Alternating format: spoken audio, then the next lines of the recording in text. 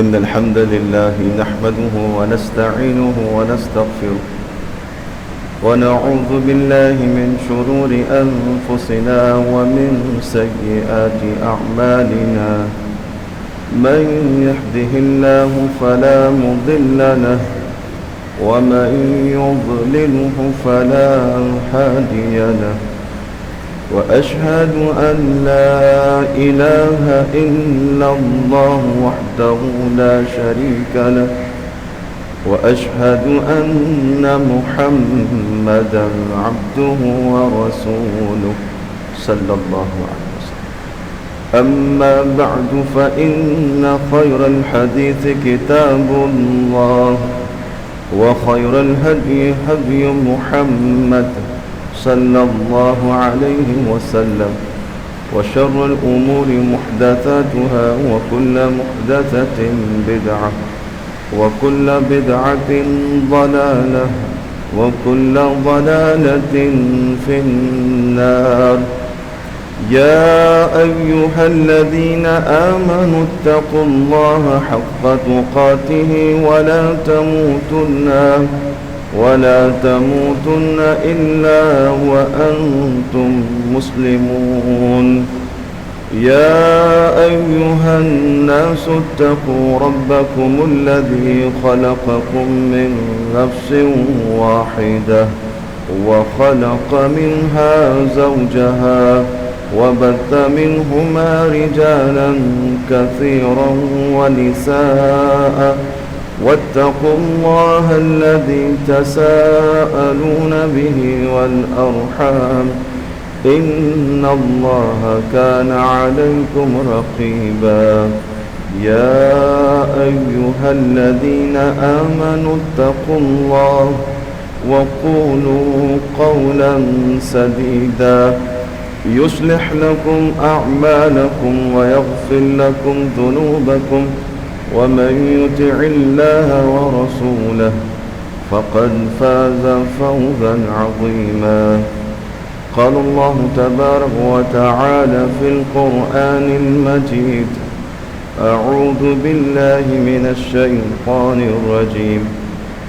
قد كانت لكم أسوة حسنة إبراهيم. وقال الله تبارك وتعالى في مقام آخر: وإذ ابتلى إبراهيم ربه بكلمات فأتمهن. ہر قسم کی تسبیحات، تحلیلات، تمجیدات اور تکبیرات اس اللہ وحدہ لا شریک کے لیے ہے جو تمام کائنات کا اکیلا خالق اور مالک ہے. لاکھوں کروڑوں انگن لا تعداد درود و سلام جناب محترم محمد رسول اللہ صلی اللہ علیہ وآلہ وسلم کی ذات مطہرہ پر. آج کے جمعے میں انشاءاللہ سیدنا ابراہیم علیہ السلام کی سیرت پر مختصر سا جائزہ اور اس سے حاصل ہونے والے فوائد. پیغمبروں کی سیرت مشعل راہ ہے، اور یہ فقط اس لیے نہیں ہے کہ بندہ اس کو بیان کرے اور میں اور آپ سنیں. یہ اس لیے ہے کہ بیان کی جائے، ہم سنیں اور اس پر عمل کریں.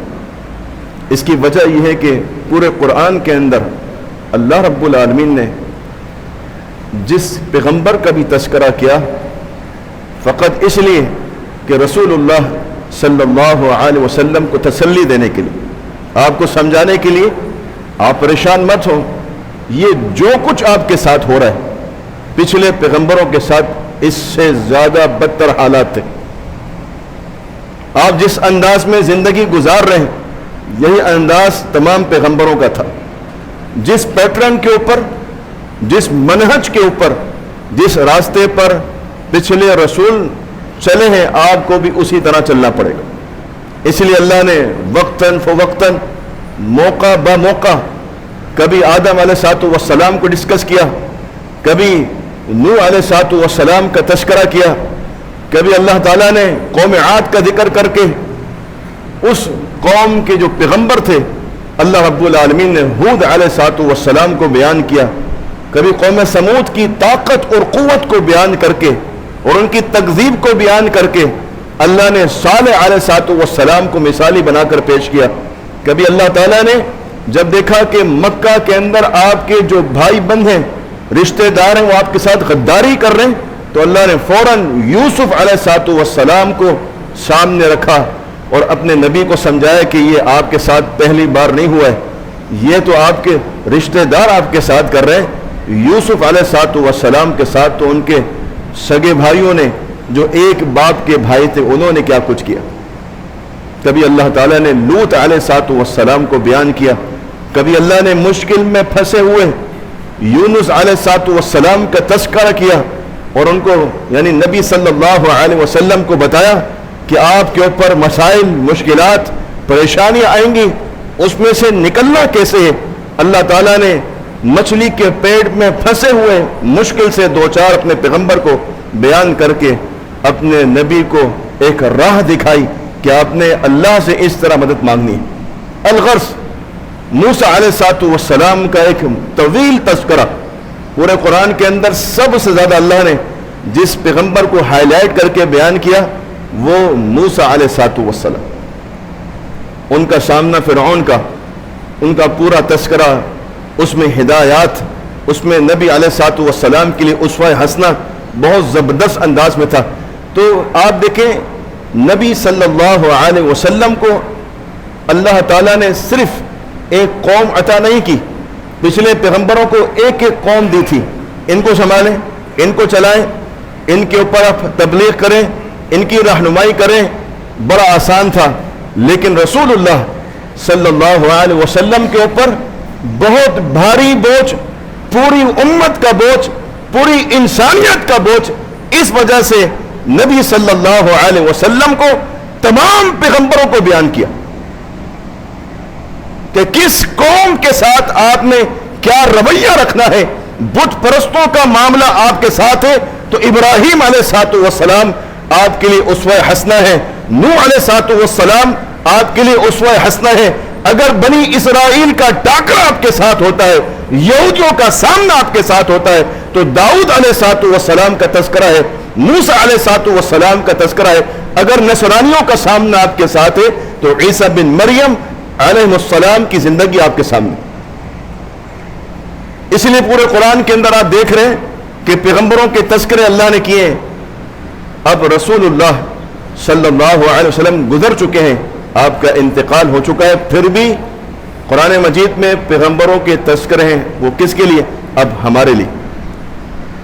اب اس کے اندر جو اسباق ہیں وہ ہمارے لیے ہیں، اب اس کے اندر جو فوائد ہیں وہ ہمارے لیے ہیں، اب اس کے اندر جو نصیحتیں ہیں اللہ کی طرف سے وہ ہمارے لیے ہیں.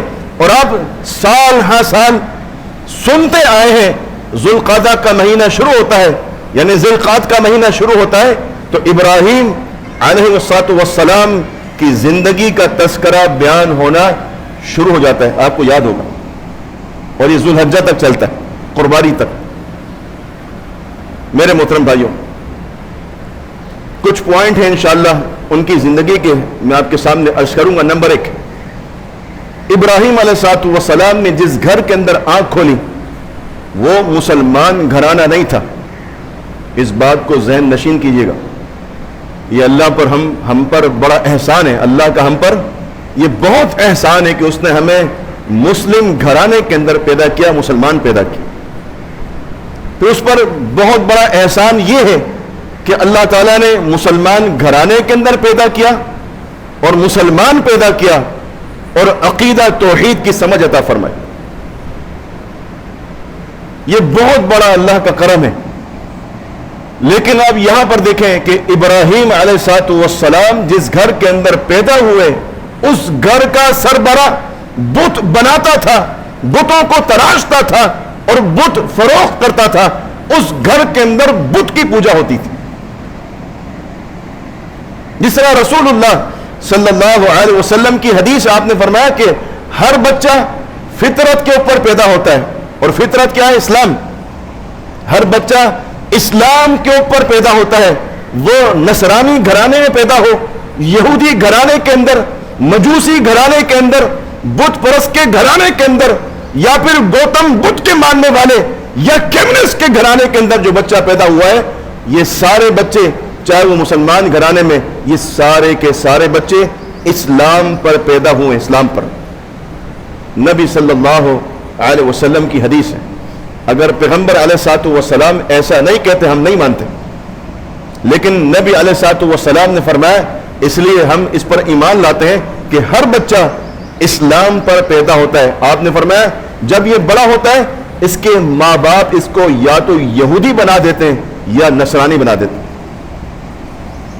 جس گھر کے اندر یہ آنکھ کھول رہا ہے، اب وہ وہاں کا رہن سہن دیکھ رہا ہے، اب وہ وہاں کے معمولات دیکھ رہا ہے، اب وہاں کی لینگویج، وہاں کا طور طریقہ، وہاں کے رسم و رواج، وہاں کی عبادات، وہاں کے افعال، وہاں کا کردار، وہاں کا اخلاق، سب کچھ وہ دیکھ رہے ہیں۔ اس کے کورے کاغذ کے اوپر یہ سب کچھ لکھا جا رہا ہے، جو کچھ ماں باپ کر رہے ہیں۔ اب یہ بچہ پروان چڑھتا ہے تو اپنے ماں باپ کی نقش قدم پہ ہو، جو ماں باپ ہوتے ہیں وہی بچہ بن جاتا ہے۔ لیکن پیغمبروں کے ساتھ ایسا نہیں ہے۔ توجہ کے ساتھ، اس کی وجہ کیا ہے؟ اللہ کے ہاں ایک چیز ہے، وہ ہے تقدیر۔ کیا ہے؟ تقدیر۔ اور مومن تقدیر پر ایمان رکھتا ہے۔ یہاں میں آپ کو نقطہ سمجھاتا ہوں۔ ابراہیم علیہ الصلوۃ والسلام جب پیدا نہیں ہوئے تھے تو وہ اللہ کی تقدیر میں کیا تھے؟ عام بندے یا رسول؟ بتائیے، رسول تھے۔ اللہ کے ہاں وہ اس وقت بھی رسول تھے جب وہ عالم ارواح کے اندر تھے، جب اللہ تعالیٰ نے روحوں کو آدم علیہ الصلوۃ والسلام کی پیٹھ سے نکال کے بکھیر دیا تھا اپنے سامنے۔ ابراہیم علیہ الصلوۃ والسلام اللہ کے ہاں اس وقت بھی رسول تھے۔ جب اللہ تعالیٰ نے آدم علیہ الصلوۃ والسلام کو پیدا نہیں کیا تھا اس وقت بھی ابراہیم علیہ السلام اللہ کے علم میں کیا تھے؟ رسول۔ اور جو اللہ تعالیٰ کے رسول ہیں وہ بچپن سے اللہ کی حفاظت میں ہوتے ہیں، بچپن سے۔ مثال کے طور پر امام ابن کثیر رحمہ اللہ زکریا علیہ الصلوۃ والسلام کے بارے میں ایک اسرائیلی روایت لے کے آئے ہیں۔ اسرائیلی روایات کے بارے میں آپ علیہ السلام کا حکم ہے کہ نہ اس کی تکذیب کرو اور نہ اس کی تصدیق کرو، بیان کر سکتے ہیں اس کو آپ نصیحت کے طور پر، اگر اس میں کوئی ایسی بات موجود ہے کہ جو شریعت سے نہیں ٹکراتی، جو قرآن حدیث سے نہیں ٹکراتی۔ زکریا علیہ الصلوۃ والسلام کے پاس ان کی عمر کے اندر، جب وہ لڑکے تھے، ان کی عمر کے لڑکے آئے اور انہوں نے ان سے کہا کہ آؤ کھیلنے کودنے چلتے ہیں۔ تو زکریا علیہ الصلوۃ والسلام نے اپنے لڑکپن کی عمر میں، جو کھیل کود کی عمر ہے، اس میں انہوں نے اپنے ہم عمر لڑکوں کو یہ بات سمجھائی کہ مجھے اللہ نے کھیل کود کے لیے پیدا نہیں کیا، مجھے اللہ تعالیٰ نے کسی اور مقصد سے پیدا کیا ہے۔ پھر آپ کو یاد ہوگا کہ رسول اللہ صلی اللہ علیہ وسلم کے بارے میں سیرت کے اندر، زاد المعاد کے اندر، بہت ساری کتب کے اندر، سیر ابن حشام میں اور رحیق المختوم کے اندر، زاد المعاد کے اندر یہ بات موجود ہے کہ پیغمبر علیہ الصلوۃ والسلام اسی عمر میں تھے۔ اسی عمر میں عکاس کا میلہ لگتا تھا تو ان کے ہم عمر لڑکوں نے ان سے کہا کہ چلو میلے میں چلتے ہیں اور وہاں پر یہ سب کچھ دیکھتے ہیں جو لوگ دیکھتے ہیں۔ اللہ رب العالمین نے نبی صلی اللہ علیہ وسلم پر اونگ ڈال دی، آپ سو گئے، آپ میلے میں نہیں گئے۔ آپ میلے میں گئے، کب گئے؟ جب آپ کو نبوت ملی اور آپ کیا کرنے گئے؟ تبلیغ کرنے گئے۔ آپ اس میلے کا حصہ نہیں بنے۔ نبی صلی اللہ علیہ وسلم پر اللہ نے اونگ ڈال دی اور آپ سو گئے، اللہ نے بچا لیا، آپ کو محفوظ کیا۔ تو بتانے کا مقصد یہ ہے کہ جو پیغمبر ہیں اللہ تعالیٰ نے ان کو بچپن سے بچایا۔ اسی لیے ابراہیم علیہ الصلوۃ والسلام اگرچہ بت پرست گھرانے کے اندر پیدا ہوئے لیکن وہ بت پرست نہیں بنے۔ یہ بڑی کمال کی بات ہے۔ جبکہ حدیث کیا ہے کہ بچہ فطرت پیدا ہوتا ہے، اس کے ماں باپ اس کو کچھ بھی بنا سکتے ہیں۔ کیا وجہ تھی؟ اللہ کی مدد، اللہ کی نصرت تھی ان کے ساتھ، اس لیے کہ اللہ کی تقدیر، اللہ کے علم کے اندر وہ رسول تھے۔ اور آپ دیکھیں جتنے بھی رسول گزرے ہیں وہ بچپن سے پاکیزہ ہیں، بچپن سے پاک باز ہیں، بچپن سے اللہ رب العالمین نے ان کو شرارتوں سے، کھیل کود سے، لہو و لعب سے، دنیا سے بچا کے رکھا ہے۔ ابراہیم علیہ الصلوۃ والسلام اس گھر میں پیدا ہوئے۔ پیدا ہونے کے بعد وہ پلے بھرے، انہوں نے اپنی آنکھوں سے بتوں کو تراشتے ہوئے دیکھا، بناتے ہوئے دیکھا۔ جب وہ اس عمر میں پہنچ گئے کہ ان کو فہم حاصل ہو گیا، ان کو عقل حاصل ہو گئی، اب وہ ایک ایسی جوہد میں لگ گئے کہ جس جوہد کے اندر رسول اللہ صلی اللہ علیہ وسلم غار ثور کے اندر جا کے عبادت کرتے تھے۔ یاد ہوگا آپ کو، آپ توشہ لے کے جاتے تھے اپنی زوجہ سے اور آپ غار میں جا کے اللہ کی عبادت کرتے تھے، اللہ کو یاد کرتے تھے۔ آپ کو یہ بات معلوم تھی اللہ ہے، آپ اس بات کا ادراک رکھتے تھے کہ اس کائنات کا ایک ہی اللہ ہے، کیونکہ مشرکین مکہ بھی اس بات کا پرچار کرتے تھے کہ اللہ ایک ہی ہے، لیکن یہ جو معبود ہیں یہ سارے اللہ کے ہاں اولئک شفعاؤنا عند اللہ، یہ ہمارے اللہ کے سفارشی ہیں، یہ ہماری بات اللہ تک پہنچاتے ہیں، ہم بڑے گناہ گار ہیں، ہماری بات اللہ نہیں سنتا، اس لیے ہم اپنے بڑوں کے پاس، اپنے فلاں فلاں کے پاس جاتے ہیں اور یہ ہماری بات اللہ تک پہنچاتے ہیں۔ کیا آج بھی ہم مسلمانوں کا یہ عقیدہ نہیں؟ مماثلت، ہم نے اپنی اصلاح کرنی ہے اس معاملے کے اندر، اس بات کو سمجھنا ہے کہ یہ عقیدہ تو ان کا بھی تھا، اور اگر یہ عقیدہ میرا ہے تو پھر مجھ میں ان میں کیا فرق ہے؟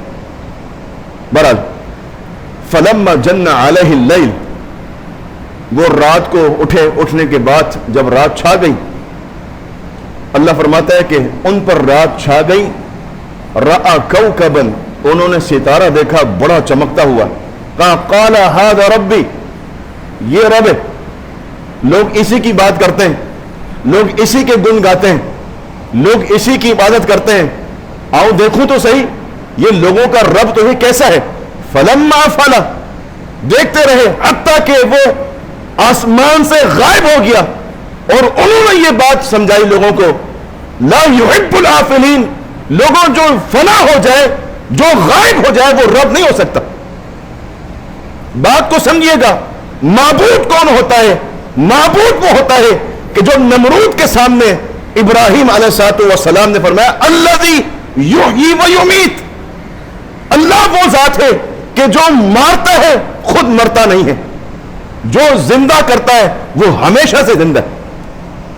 اللہ وہ ہے، مشکل کشا وہ ہے، حاجت روا وہ ہے، غوث اعظم وہ ہے، دستگیر وہ ہے، داتا وہ ہے، بگڑی بنانے والا وہ ہے، شفا دینے والا، مارنے والا، اولاد دینے والا، بگڑیاں بنانے والا، مصیبت سے نکالنے والا، ہنسانے والا، رلانے والا، یہ سب کچھ وہ ہے کہ جس کو کبھی فنا نہیں ہے، جس پر موت نہیں آتی، جو غائب نہیں ہوتا۔ اس کائنات کے اندر کل من علیہا فان، ہر چیز فنا ہونے والی ہے، اس لیے کوئی بھی چیز الہ اور معبود نہیں ہو سکتی۔ الہ اور معبود کون ہے؟ الذی یحیی و یمیت، کہ جو یہ سب کچھ فراہم کرتا ہے۔ یا حی یا قیوم برحمتک نستغیث، آپ کیا پڑھتے ہیں رسول اللہ صلی اللہ علیہ وسلم جب آپ کو گھبراہٹ ہوتی ہے؟ پیغمبر علیہ السلام کو جب گھبراہٹ ہوتی اور آپ پریشان ہوتے، آج ہمیں بھی گھبراہٹ ہوتی ہے، ہم کیا کرتے ہیں گھبراہٹ کے اندر؟ آئیے میرے محترم بھائیوں، وہ کام کریں جو رسول اللہ صلی اللہ علیہ وسلم کرتے ہیں۔ جب پیغمبر علیہ السلام کو گھبراہٹ ہوتی، دل پریشان ہوتا، تو آپ پڑھتے یا حی یا قیوم، آپ اپنے عقیدے کا اظہار کرتے اپنی دعا کے ساتھ، یا حی اے زندہ رہنے والے، یا قیوم اے ہمیشہ قائم رہنے والے، تو ہمیشہ سے ہے اور ہمیشہ رہے گا، تجھے کبھی فنا نہیں ہے۔ برحمتک استغیث، میں آپ کی رحمت کے ساتھ آپ سے سوال کر رہا ہوں، برحمتک، آپ کی رحمت کے ساتھ میں آپ کی رحمت چاہتا ہوں، میں آپ کی رحمت پر درخواست گزار ہوں۔ نبی صلی اللہ علیہ وسلم نے یہ بات سمجھائی کہ اللہ حی ہے اور قیوم ہے، اس لیے وہ ذات ایسی ہے کہ اسی سے مانگا جائے۔ اب دیکھیں نا، بہت بڑا کوئی اللہ کا ولی، وہ دنیا میں کس کا محتاج تھا؟ ذرا سوچیں اس بات پر۔ محتاج لوگوں کو، جو محتاج ہوتا ہے خود وہ محتاج لوگوں کی مدد نہیں کر سکتا، محتاج لوگوں کی مدد غنی کرتا ہے، اور غنی کون ہے؟ اللہ الغنی، اللہ غنی ہے، وہ انتم الفقراء، اللہ سمجھانا چاہتا ہے لوگوں کو سمجھ جاؤ کہ اس کائنات کے اندر سب سے بڑا غنی کون ہے؟ اللہ ہے. وَأَنْتُمُ الْفُقَرَاءُ، انتم کے اندر پیغمبر بھی ہے، صلحاء بھی ہے، اولیاء بھی ہے، صحابہ بھی ہے، عام بھی ہے، خاص بھی ہے، عورت بھی ہے، بچہ بھی ہے، تمام کی تمام مخلوقات ہے. تم تمام کے تمام جتنی مخلوقات ہو سب کے سب انتم الفقراء، تم تنگ دست ہو، پریشان ہو، محتاج ہو، مصیبت کا شکار ہو، سوالی ہو، منگتے ہو. کس کے؟ اللہ کے. اللہ ہے بس. تو ابراہیم علیہ السلام کی یہ جو ان کا یہ جو پوائنٹ ہے کہ انہوں نے یہ بات سمجھائی کہ اللہ کو تلاش کرو، حقیقی معبود کو تلاش کرو تو مل جاتا ہے. آپ ٹکرے نہ ماریں، آپ لوگوں کے پیچھے نہ چلیں، آپ خود حقیقت کو تلاش کریں، آپ تحقیق کریں. قرآن آپ کے پاس ہے، حدیث آپ کے پاس ہے، نبی صلی اللہ علیہ وسلم کی سیرت آپ کے پاس ہے، ایک ایک صحابہ کی سیرت محفوظ ہے. ان کا عقیدہ دیکھیں، ان کا نظریہ دیکھیں، ان کی توحید کا ملاحظہ کریں، ان کے ساتھ جو تعلق تھا اللہ رب العالمین کا اس کو دیکھیں تو آپ کو بات خود سمجھ میں آ جائے گی کہ کیا صحیح اور کیا غلط. جیسے ابراہیم علیہ السلام نے کیا، جب انہوں نے دیکھا غائب ہو گیا، کہا کہ میں اس کو پسند نہیں کرتا، یہ رب ہو ہی نہیں سکتا. رأى القمر بازغا، پھر اللہ نے چاند دکھایا، وہ اس سے بڑا ہے، بازغا زیادہ چمکتا ہے. قال هذا ربی، یہ رب ہو سکتا ہے، ہاں جی یہ بڑا ہے، یہ چھوٹا تھا اب یہ بڑا ہو گیا، یہ بڑا والا کچھ کر سکتا ہے، ہاں یہ چھوٹا تھا اس کے اختیار میں شاید یہ کام نہیں تھا، یہ جو بڑا والا ہے اس کے اختیار میں شاید کوئی یہ والا کام ہو، اس سے بات کرتے ہیں. فلما فلا، وہ بھی فنا ہو گیا، وہ بھی غائب ہو گیا. اب وہ کہتے ہیں یا اللہ اگر تو راہ نہیں دکھائے گا تو میں گمراہ لوگوں میں ہو جاؤں گا، راہ تو دکھا. اللہ نے پھر ایک مشاہدہ کرایا، سورج نکلا، صبح ہوئی سورج نکلا، کہا قال ھذا ربی ھذا اکبر، یہ ہو سکتا ہے، اس میں روشنی زیادہ ہے، اس کے کرامات زیادہ ہیں جناب، یہ کچھ لگتا ہے. آج ہم بھی دھوکہ کھا جاتے ہیں. اور اس نے تو ہاتھ دیکھ کے بتا دیا، اور اس نے فال نکالی تو بتا دیا، اور اس نے بتا دیا میں بھی کیا کر رہا تھا. مجھے اس پر یاد آیا جب میں شہزاد پور میں تھا، وہاں ذمہ داری تھی میری، تو وہاں ڈاکٹر صاحب اللہ رب العالمین پر رحمت فرمائے اپنی، ڈاکٹر اعظم، ان کے بیٹے میرے پاس بیٹھے. انہوں نے مجھے کہا کہ ایک حیران کن واقعہ ہوا ہے، میرے دوست فلاں کے پاس لے گئے، فلاں پیر کے پاس، بڑا پہنچا ہوا پیر تھا، اور اس کے بارے میں مشہور تھا کہ وہ بتا دیتا ہے غیب کی باتیں. میں اس کے پاس بیٹھا اور اس نے مجھے بتایا کہ آپ فلاں جگہ سے آ رہے ہیں، آپ نے یہ کھایا، آپ نے یوں کیا، آپ نے ایسا کیا. پھر میں حیران ہو گیا، صحیح العقیدہ بندہ پریشان، توحید والا بندہ پریشان ہو گیا. پریشان نہیں ہونا چاہیے. اس نے مجھ سے کہا کہ کیا حال ہے؟ میں نے کہا ایک کام کیجیے گا، آپ ان کے پاس دوبارہ جائیں، بڑے احترام کے ساتھ، بڑے اچھے انداز میں آپ ان سے کہیں کہ آپ نے مجھے بتا دیا ہے، آپ یہ بتائیں کہ آپ کے ساتھ کیا ہونے والا ہے. آپ میرا بتا رہے ہیں، اپنا بتائیں. وہ اپنا نہیں بتا سکتا. میں نے کہا آپ ان کو چٹکی نوچ لیے گا زور سے. کہا مجھے پتا آپ کے ساتھ کیا ہونے والا تھا، آپ سے بڑا پیر تو میں نکلا تھا. مجھے پتا ہے کہ ابھی آپ کو چٹکی نوچی جانے والی ہے، اور آپ کو پتہ ہی نہیں کہ میں آپ کے ساتھ کیا کرنے والا ہوں. میرے محترم بھائیوں، ھذا اکبر، یہ بڑا ہے، یہ بتائے گا، یہ مشکل حل کرے گا، یہاں جانا چاہیے، فلاں کے پاس جانا چاہیے، یہ اولاد دیتا ہے. نہیں میرے محترم بھائیوں، کوئی بھی کچھ نہیں کر سکتا اللہ کے سوا. مشاہدہ کیجیے، مشاہدہ کیجیے. اللہ تعالیٰ فرماتا ہے جو اہل ایمان ہوتے، مومن بندہ کیا ہوتا ہے؟ ربنا ما خلقت ھذا باطلا، وہ دنیا میں دیکھتا ہے چاند کو، سورج کو، ستاروں کو، پہاڑوں کو، دریا کو، سمندر کو، آسمان کو، زمین کو، شجر کو، حجر کو، مخلوقات کو، سب کو دیکھنے کے بعد وہ یہ کہتا ہے ربنا ما خلقت ھذا باطلا، اللہ تو نے کوئی بھی چیز بے فائدہ نہیں بنائی، ان میں فائدہ ہے، یہ رب نہیں ہے. یہ کیا نہیں ہے؟ یہ رب نہیں ہے میرے محترم بھائیوں. اللہ تعالیٰ فرماتا ہے قرآن میں ہم ان قریب سنوریہم آیاتنا فی الآفاق، لوگوں آفاق کو دیکھو، نظر دوڑاؤ، سنوریہم عن قریب ہم تمہیں دکھائیں گے آیاتنا، اپنی نشانیاں، اپنے بارے میں تمہیں ہم سب کچھ دکھائیں گے. ہم کیا ہے اللہ اپنے بارے میں تمہیں بتائے گا.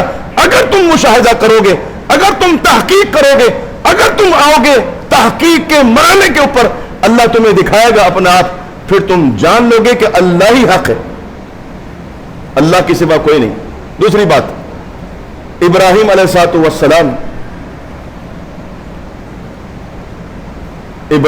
السلام بڑے ہوئے، انہوں نے اپنے باپ کو دیکھا، اپنی قوم کو دیکھا بت کی پوجا کرتے ہوئے. یہاں نقطہ میں آپ کو سمجھانا چاہتا ہوں. ابراہیم علیہ السلام نے اپنے ابا جان سے کہا، ابا جان یا ابتی، اے ابا جان، بڑے احترام کے ساتھ. یہ جو لفظ ہے یا ابتی، اس میں بڑا احترام ہے، اس میں بڑی اخلاقیات چھپی ہوئی ہے. اگر آپ بھی اپنے والد سے کوئی بات کرنا چاہتے ہیں، اے ابا، ابا جی سن لیں، آپ اے باپ سن لیں، یہ جاہلانہ طریقہ ہے. اللہ نے یہ نہیں سکھایا. ابا جی، والد محترم، ابا جان میری بات سنیے. بڑا پیارا انداز ہونا چاہیے، اتنا پیارا انداز. ابا جی غصے میں ہیں تو آپ کے پیار بھرے انداز سے غصہ رفع ہو جائے، غصہ ختم ہو جائے اور وہ آپ کی بات سنیں. اور آپ دیکھ رہے ہیں کہ والد محترم کا غصہ نہیں جا رہا، میں بڑے احترام سے بات کر رہا ہوں، پیار سے. خاموش ہو جائیں، خاموش، بالکل خاموش ہو جائیں. سن لیں ان کی بات، ان کا غصہ سن لیں، ان کا غصہ پی جائیں. جب ان کا موڈ دیکھیں، اب یہ موڈ ان کا ٹھیک ہو گیا، اب جائیں ان سے بات کرنے کے لیے، اب وہ سنیں گے. کچھ منوانے کے لیے کچھ ماننی پڑتی ہے بات کو سمجھیے گا. رسول اللہ صلی اللہ علیہ وسلم فرماتے ہیں، لیس منا، اس شخص سے ہمارا کوئی تعلق نہیں ہے. یعنی اللہ کے رسول صلی اللہ علیہ وسلم اس شخص سے اپنے تعلق کو توڑیں کہ میرا اس سے کوئی تعلق نہیں ہے، یہ مجھ سے نہیں ہے، جو بڑوں کا احترام نہیں کرتا اور چھوٹوں پر شفقت نہیں کرتا. اس حدیث کے اندر اولاد کو بھی نصیحت ہے اور باپ کو بھی نصیحت ہے. اولاد احترام کرے اور والد شفقت کرے. والد کی شفقت کیا ہے؟ والد کی شفقت یہی ہے کہ آپ نے بچپن سے، مثال دے رہا ہوں کہ کچھ برادریوں کے اندر یہ بڑا زبردست طریقہ ہے کہ بچپن سے کاروبار سکھایا جاتا ہے، ایسے بڑا شاندار طریقہ ہے. تو آپ بچپن سے اس کو دین سکھائیں، یہ شفقت. اس کو احترام سکھائیں گے تو احترام کرے گا. جس طرح آپ نے کاروبار سکھایا تو بڑا ہو کے بہترین کاروباری بنا، لوگوں کو ڈیل کر رہا ہے، لوگوں کو چلا رہا ہے، بڑے بڑے ورکرز کو لے کے چل رہا ہے، ساتھ بڑے بڑے کارخانوں کو لے کے چل رہا ہے، بڑے بڑے ایسے ہٹلر جو کاروباری ہیں ان کے ساتھ کاروبار کر رہا ہے، جو چکمہ دے دیتے ہیں.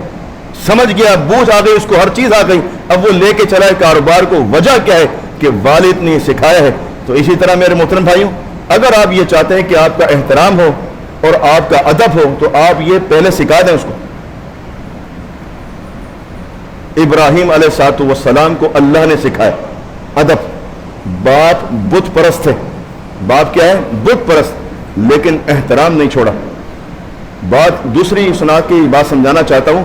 احترام نہیں چھوڑا. جب باپ نے یہ پورا معاملہ ہو گیا، سناؤں گا ابھی، پورا معاملہ ہو گیا، انہوں نے بتوں کا انکار کیا، سمجھایا کہ آپ غلط کر رہے ہیں. ما لا یسمع ولا یبصر ولا یغنی عنک شیئا.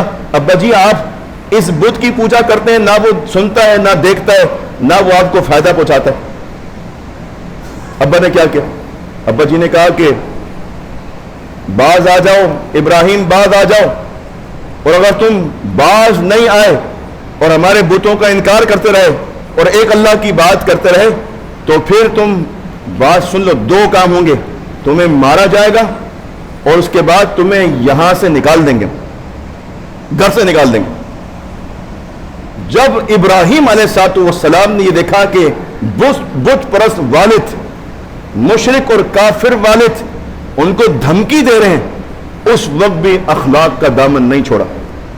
سلام علیک، ابا جان آپ پر سلامتی. اللہ اکبر. لوگ پوچھتے ہیں کہ بھائی فلاں کو سلام کرنا چاہیے، فلاں کو سلام، او بھائی سب کو سلام کریں آپ. اللہم انت السلام ومنک السلام.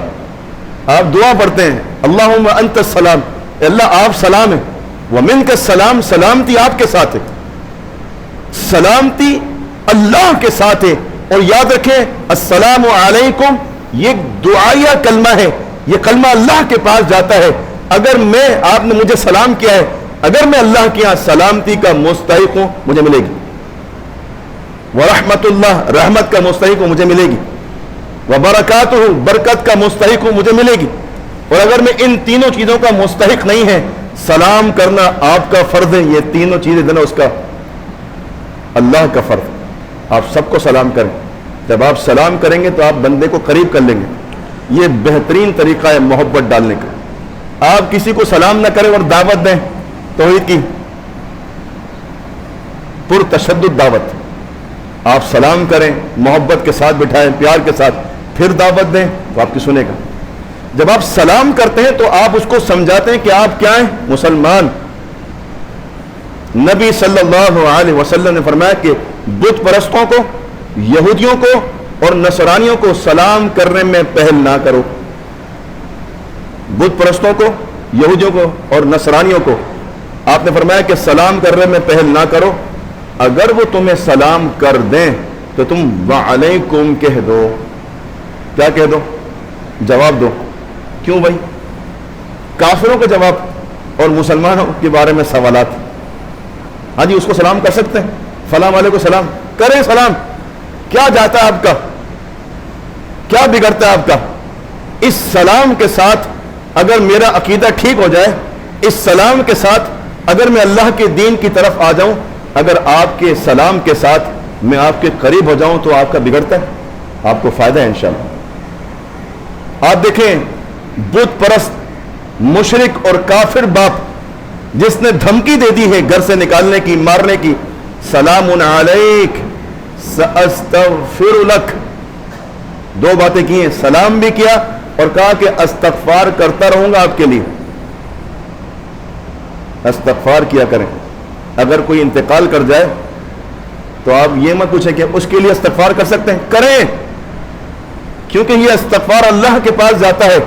اگر میں آپ کی استغفار کے کلمات کا مستحق ٹھہرا تو مجھے ملے گی، بخشش ملے گی، اور اگر نہیں ٹھہرا تو نہیں ملے گی. یہ فیصلہ آپ اور میں کرنے والے کون ہوتے ہیں؟ کیا خیال ہے؟ یہ فیصلہ خاندانی لوگوں کے بارے میں، پڑوسیوں کے بارے میں، یا پھر ایک ہی قوم کے لوگوں کے بارے میں آپ اور میں یہ فیصلہ کرنے والے کون ہوتے ہیں کہ اس کو کریں گے، اس کو نہیں کریں گے، اس کو دعا دیں گے، اس کو نہیں دیں گے؟ نہیں میرے محترم بھائیوں، سب کو دعا دیجیے، سب کے لیے استغفار کیجیے، سب کو سلام کیجیے انشاءاللہ.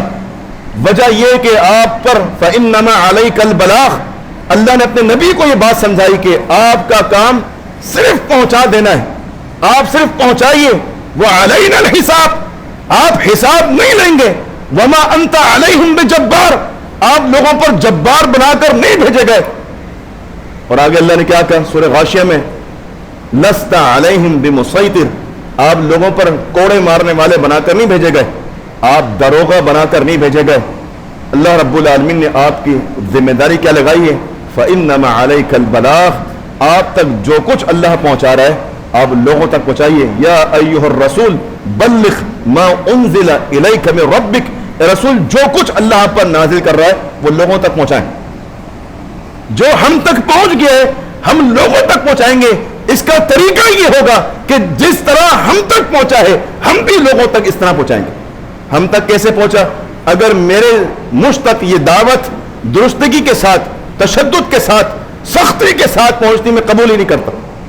اخلاق کے ساتھ، سلام کے ساتھ، دعاؤں کے ساتھ، دعوت کے ساتھ، کھانے کے ساتھ، مل بیٹھنے کے ساتھ، دلوں کے میلان کے ساتھ، اخلاق کے ساتھ یہ دعوت آپ پہنچائیں گے تو لوگ آپ کی دعوت سنیں گے انشاءاللہ، اور پھر مسجدیں آباد ہو جائیں گی.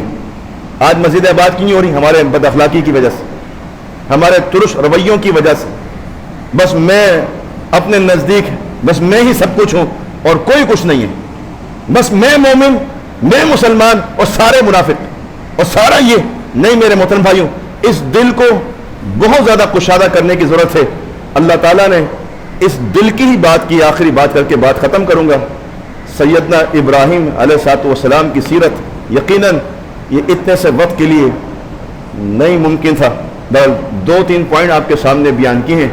اللہ تعالیٰ اس میں سے ہمیں اپنے لیے فوائد نکالنے کی توفیق عطا فرمائے. اس میں جو نصیحتیں اللہ تعالیٰ ہمیں ان نصیحتوں پر عمل کرنے کی توفیق عطا فرمائے. سبحان ربک رب العزت عما یصفون وسلام علی المرسلین والحمد للہ رب العالمین.